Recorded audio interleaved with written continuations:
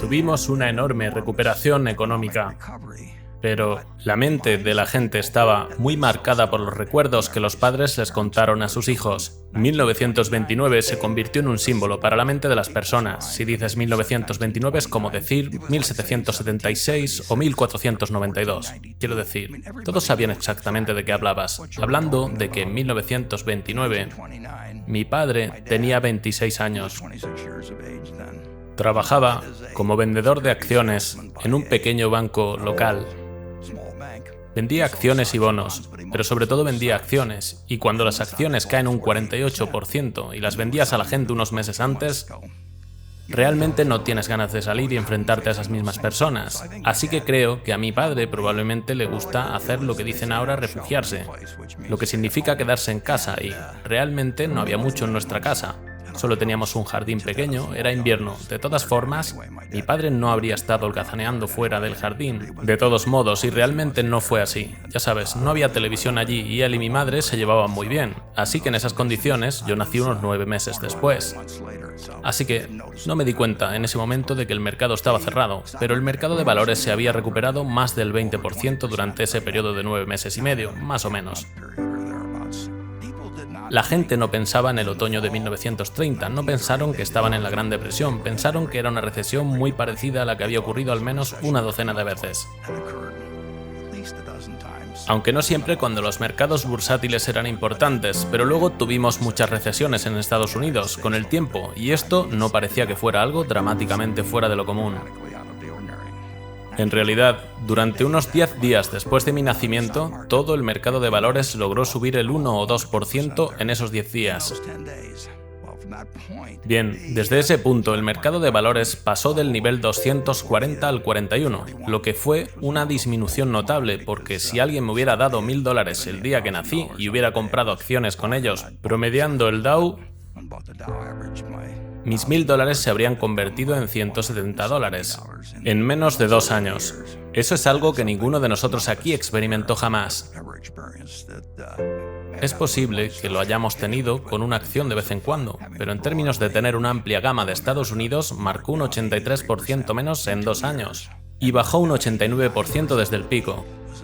Fue el 3 de septiembre de 1929, fue extraordinario, y en ese periodo intermedio de menos de un año, después de que naciera, un poco menos de un año, mi padre fue al banco donde trabajaba, y tenía su cuenta y, por supuesto, el banco tenía el cartel de cerrado, y por lo tanto, no tenía trabajo. Tenía 2 hijos en ese momento. Su padre tenía una tienda de comestibles, pero Charlie y yo trabajamos allí para mi abuelo. Charlie trabajaba allí en 1940, yo trabajé allí en el 41, así que no nos conocimos, pero mi abuelo le dijo a mi padre: no te preocupes por tus compras, Howard. Él dijo: dejaré pasar tu factura. Eso fue... Mi abuelo no hizo eso. No exactamente. Él se preocupaba por su familia, pero tampoco iba a volverse loco. Y una de las cosas, cuando miro hacia atrás en ese periodo, y no creo que a los economistas en general les guste darle tanta importancia, pero si hubiéramos tenido a la FDIC... La FDIC comenzó el 1 de enero de 1934. Fue parte de la legislación radical que tuvo lugar cuando entró Roswell. Pero si hubiéramos tenido la FDC, habríamos tenido una experiencia muy diferente en la Gran Depresión. La gente echa la culpa a Haley por su suavidad. Y quiero decir, hay todo tipo de cosas, y los requisitos de margen en 1929 y todas esas cosas participaron en la creación de una recesión. Pero si tienes más de 4000 bancos que quiebran, son 4000 experiencias locales donde las personas ahorran y guardan su dinero. Y luego, un día van a por él, y ha desaparecido. Y eso sucede en los 48 estados, y le sucede a tus vecinos, y le sucede a tus parientes. Tiene que tener un efecto en la psique. Es increíble. Así que algo muy bueno que salió de la depresión, en mi opinión, es la FDIC. Y habría sido un mundo un poco diferente, estoy seguro, si las quiebras bancarias no hubieran ocurrido simplemente en este país, con personas que creían que ahorraban y descubrieron que no tenían nada, cuando fueron allí y había un letrero que decía cerrado. Así que la Gran Depresión continuó y duró mucho tiempo. Pero duró mucho más en la mente de las personas que realmente en sus efectos. Llegó la Segunda Guerra Mundial y de manera involuntaria adoptamos el keynesianismo. Comenzamos a tener déficits fiscales, por supuesto, que eran absolutamente enormes y llevaron nuestra deuda a un porcentaje del PIB que nunca antes se había alcanzado, y nunca se ha alcanzado desde entonces. Tuvimos una enorme recuperación económica, pero la mente de la gente estaba tan marcada en los recuerdos que los padres le contaron a sus hijos. 1929 se convirtió en un símbolo en la mente de las personas. Quiero decir, es como decir 1776 o 1492. Quiero decir, todos sabían exactamente de qué hablabas. Y afectó a los precios de las acciones de una manera bastante notable. Fue el 4 de enero de 1951, cuando el niño que nació el 30 de agosto de 1930 había terminado la universidad, antes de que el mercado de valores volviera a donde estaba en ese momento anterior. Así que tomé los años desde 1920 o 1929 hasta 1951 y ten en cuenta que el país tenía solo 140 años cuando esto comenzó. Esos son 20 años de esta increíble vida de 231 años de nuestro país. Fue una época de mucho tiempo sin crecimiento económico y sin sentimiento por parte de la gente en términos de la riqueza del país, sobre lo que la economía estadounidense valía con todas esas corporaciones que lo estaban haciendo mucho mejor que hace mucho tiempo. Pero tomó todo ese tiempo restaurar en el mercado un nivel de precios que fuera igual al que tenía cuando nací 20 años antes. Así que, si piensas en el hecho de que estamos aguantando unos meses y aguantaremos muchos meses más y no sabemos qué pasará, y la gente en los años 30 no sabía qué pasaría, pero aguantaron, perseveraron, prosperaron, y el milagro estadounidense continuó. Pero es interesante que a principios de 1954, el mercado de valores, el Dow estaba solo en alrededor de 280, y recuerdo 1954 porque fue el mejor año que he tenido en el mercado de valores. El Dow pasó de 280 más o menos al comienzo del año a un poco más de 400 al final del año. Y tan pronto como llegó a 381, esa famosa cifra de 1929, cuando llegó a 400, todos se preguntaron, ¿es otro 1929 otra vez?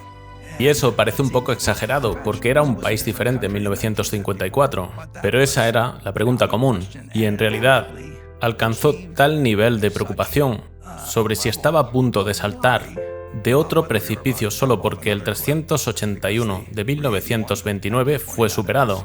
Pero ese senador, Bill Fulbright, de Arkansas, que se hizo muy famoso más tarde en el Comité de Relaciones Exteriores, pero encabezó el Comité del Senado Bancario y preparó algo especial, una investigación especial. Realmente estaba cuestionando si habíamos construido otro castillo de naipes nuevamente. Y su comité, en marzo de 1955, con el Dow en 405, reunió a 20 de las mejores mentes de los Estados Unidos para debatir sobre si nos estábamos volviendo locos de nuevo. El Dow estaba en 400 y nos habíamos metido en ese problema increíble antes.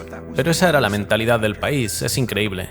Realmente no creíamos que Estados Unidos era lo que era, y mi jefe, la razón por la que estoy familiarizado con esto, porque estaba trabajando en Nueva York con una de las 20 personas que fueron llamadas a testificar. Y lo recuerdo porque Ben Graham fue una de las 3 personas más inteligentes que conocí en mi vida.